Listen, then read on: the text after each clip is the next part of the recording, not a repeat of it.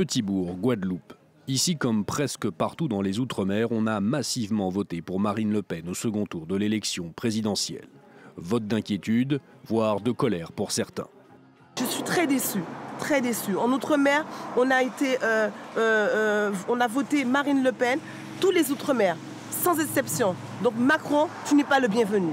Le pouvoir d'achat a diminué, on n'a aucune réponse sur ça. Donc c'est normal que la population réagisse. Emmanuel Macron n'a effectivement pas su conquérir l'électorat de beaucoup des territoires et départements d'outre-mer. Avec un enseignement à l'issue de cette élection, les électeurs ont fait un grand écart politique entre les deux tours. Au premier tour, Jean-Luc Mélenchon arrive largement en tête. Plus de 56% des voix en Guadeloupe, 53,10% en Martinique et légèrement plus de 50% en Guyane.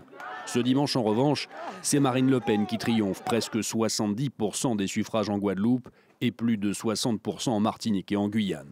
À noter aussi une très forte abstention, plus de la moitié des électeurs ne se sont pas déplacés dans la majorité de ces territoires. Alors, comment expliquer ces votes? Il y a d'abord la vie chère et le pouvoir d'achat.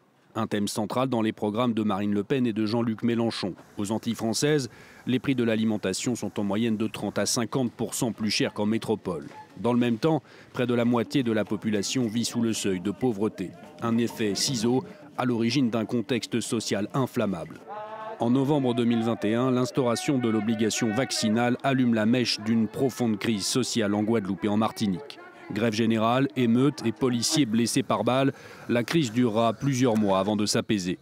Mais le malaise, lui, est plus profond. La défiance vis-à-vis de l'État, notamment aux Antilles françaises, est ancienne. Avec une illustration, le scandale du chlordécone, insecticide ultra-toxique utilisé jusqu'en 1993 dans les bananeraies, est responsable d'une grave pollution des sols et soupçonné d'être un puissant cancérigène.